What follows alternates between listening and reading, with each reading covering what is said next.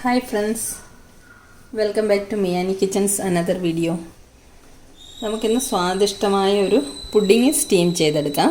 വളരെ കുറച്ച് ഇൻഗ്രീഡിയൻസ് മതി, 3-4 ഇൻഗ്രീഡിയൻസ് കൊണ്ട് നമുക്ക് ഒരു പുഡിങ് സ്റ്റീം ചെയ്തെടുക്കാം. അപ്പോൾ ഞാൻ അതിന് ഇവിടെ ഒരു 3-4 ഐറ്റംസ് എടുത്തു വെച്ചിട്ടുണ്ട്. ഇത് കുറച്ച് കോൺഫ്ലവർ ആണ്, ഇതിനൊരു 3/4 കപ്പ്. അതേ അളവിൽ അത്രയും തന്നെ പാൽപ്പൊടി, പിന്നെ ഒരു 3/4 കപ്പോളം കണ്ടൻസ്ഡ് മിൽക്ക്, അതുപോലെ തന്നെ ഒരു 3/4 കപ്പോളം തൈരാണ് എടുത്തു വെച്ചിരിക്കുന്നത്. പിന്നെ ഒരു ചെറിയ പിഞ്ച് ബേക്കിംഗ് സോഡ ഞാൻ ഈ കോൺഫ്ലവറിൽ ഇട്ടിട്ടുണ്ട്.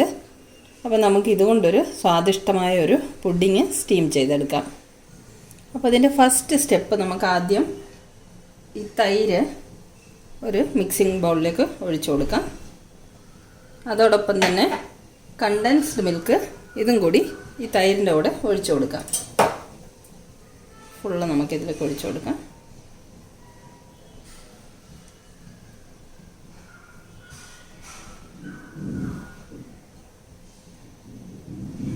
ഇത് രണ്ടും കൂടെ നമുക്ക് ഒരു വിസ്ക് കൊണ്ട് നല്ലതുപോലെ മിക്സ് ചെയ്തെടുക്കാം.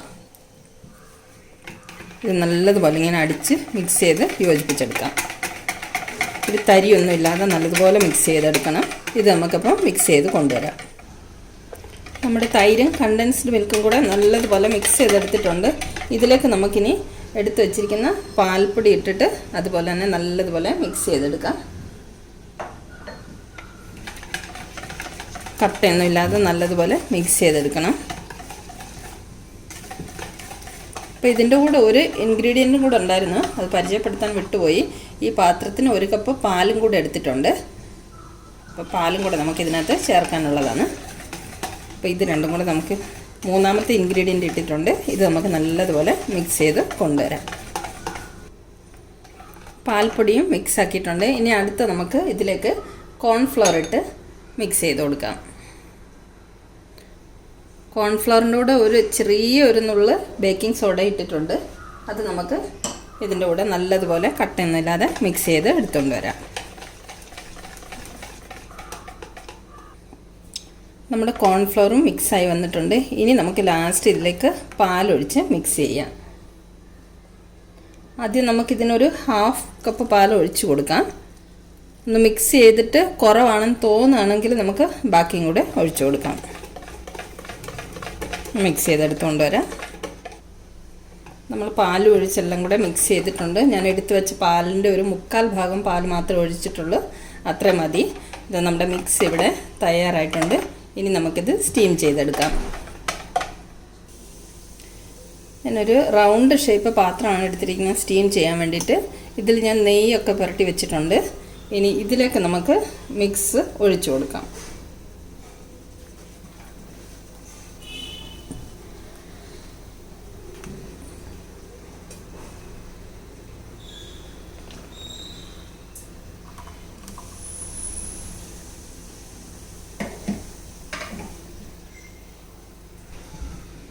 നമ്മൾ സ്റ്റീം ചെയ്യാൻ വേണ്ടിയിട്ട് ബാറ്റർ ഒരു പാത്രത്തിലേക്ക് ഒഴിച്ചിട്ടുണ്ട്. ഇനി മെല്ലെ ഒന്ന് ടാപ്പ് ചെയ്ത് കൊടുക്കാം. ഇനി നമുക്കിത് സ്റ്റീമറിലേക്ക് വെച്ച് കൊടുക്കാം.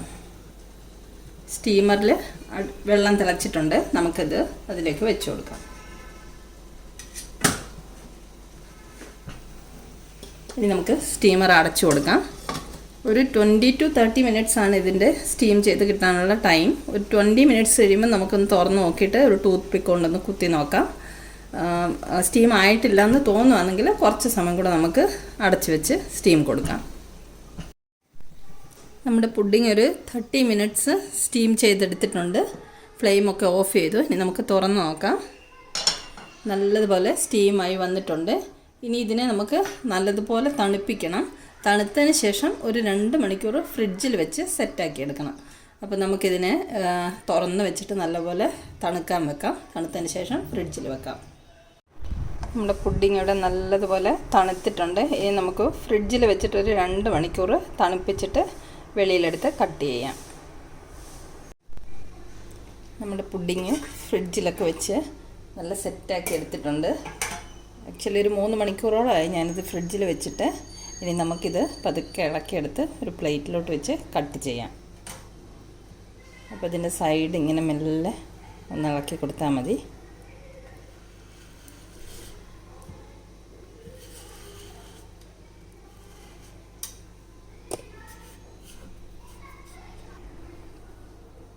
ഇതാ നമ്മുടെ പുഡിങ് നമ്മൾ ഇളക്കി പ്ലേറ്റിലേക്ക് വെച്ചിട്ടുണ്ട്. ഇത് കണ്ടോ നല്ല സൂപ്പറായിട്ട് വന്നിട്ടുണ്ട്. ഇതിൻ്റെ മുകളിൽ ഹോൾസൊക്കെ കണ്ടില്ലേ ചെറുതായിട്ട്. ഇനി നമുക്കിതിനെ ചെറിയ ചെറിയ പീസസ് ആയിട്ട് കട്ട് ചെയ്തെടുക്കാം.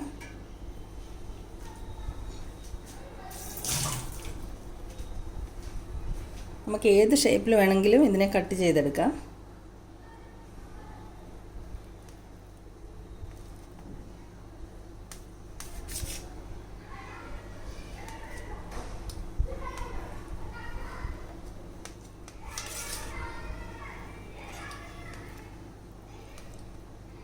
നല്ല ടേസ്റ്റി ആയിട്ടുള്ളൊരു പുഡിങ്ങാണിത്. അധികം ഇൻഗ്രീഡിയൻസ് ഒന്നും വേണ്ടല്ലോ. ഒരു 20 to 30 മിനിറ്റ്സ് സ്റ്റീം ചെയ്യാനുള്ള ടൈം വേണം.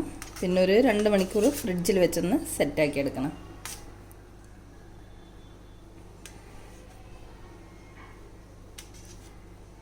ഇതുപോലെ നമുക്ക് മുറിച്ച് ചെറിയ പീസസ് ആക്കി എടുക്കാം.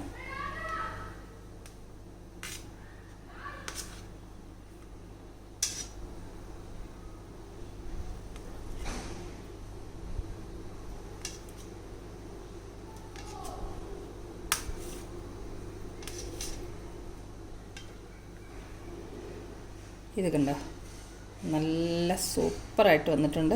നല്ല സോഫ്റ്റായിട്ട് വന്നിട്ടുണ്ട്. ഇനി നമുക്കിതെല്ലാം ഇതുപോലെ പീസസ് ആക്കിയിട്ട് കട്ട് ചെയ്ത് കൊണ്ടുവരാം.